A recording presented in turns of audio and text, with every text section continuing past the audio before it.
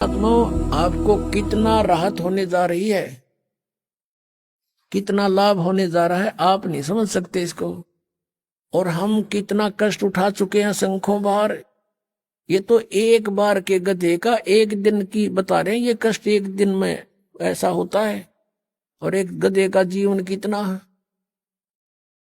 अब इसलिए बताते हैं सतगुरु के उपदेश का, जय सतगुरु की संगत करते सकल कर्म कट जाई, अमरपुरी पर आसन होते जहां धूप ना छाई।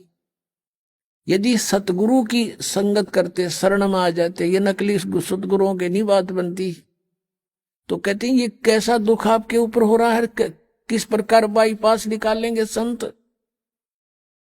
अब कितने दुख होते हैं प्राणी पर। आध्यात्मिक मार्ग को आध्यात्मिक घटनाओं से ही तोला जाता है, किसी के कहने मात्र से नहीं। आपको दिखाते हैं इतिहास,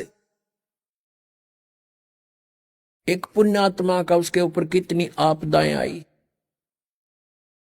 और जो धन आपको प्राप्त होने जा रहा है, जो ज्ञान और भक्ति और विधान आपको मिलने जा रहा है, उससे आपको कितना बेनिफिट होगा, कितना राहत मिलेगी।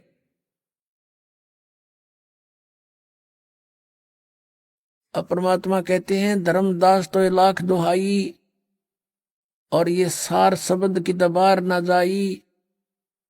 आज तक जो परमात्मा ने इस तत्व ज्ञान को और इस तत्व नाम को, सार नाम को, असली मंत्र को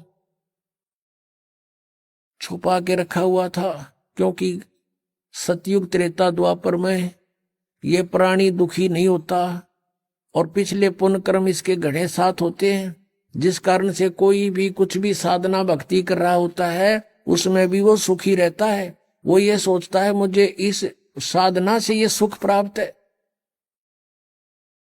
इस कारण से सतयुग त्रेता द्वापर में परमात्मा ने काल को छूट दे दी थी। इसने डिमांड की, प्रार्थना की करके मांगा था, और कह दिया था ठीक है भाई, 3 युगों में हम नहीं ले जाएंगे प्राणी, और चौथे युग कलयुग में हम ले जाएंगे। तो आज से कलयुग से पहले का कोई इतिहास दिखा दो, कोई मुसलमान न्यारा बना हो, या ईसाई अलग बना हो, या कोई जैनी अलग बना हो। हम वेदों अनुसार साधना करते रहे, एक ही हमारा इतिहास था। वर्ण केवल कर्म आधार से थे। अब कलयुग में देख ले कितना हमारे अंदर, कितनी इसने फूट डाल दी। कोई हिंदू बनाया, कोई मुसलमान बनाया, कोई ईसाई बनाया, कोई सिख बनाया, कोई कुछ बना दिए, हमें अलग अलग पाट दिया। इसको डर था कि कलयुग में परमात्मा से वायदा हुआ है, वो आएंगे या अपना कोई दास भेजेंगे अपनी शक्ति देकर, तो उस समय तक ऐसा कर दो इन प्राणियों को, ये कति कंडम हो जाए, एक दूसरे के शत्रु हो जाए, कोई एक दूसरे की साधना को गलत बता दे तो मरना तैयार हो जाए। ऐसे समय में परमात्मा ने ये स्टार्ट किया है।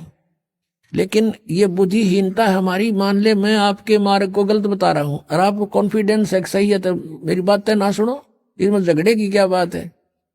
तो ये काल ही करवाता है। लेकिन अब परमात्मा की मेहर होगी अपने बच्चों पर, समाज शिक्षित है, सब इतिहास हमारे पास है, हमारे सदग्रंथ प्रत्येक धर्म के, प्रत्येक धर्म वालों के पास है। अरदास उसमें बताओगे ऐसा लिखा, आप खोल कर देख लेना, बात समझ में आ जाएगी। तो अभी तक हम सतगुरु ना मिलने से कितना कष्ट उठाया। सतगुरु के उपदेश का लाया एक विचारे, जय सतगुरु मिलते नहीं फिर जाते नरक दुआरे। नरक द्वार में दूत सब करते खेचा ताने, उनसे कभू ना छूटता फिर फिरता चारों खानी।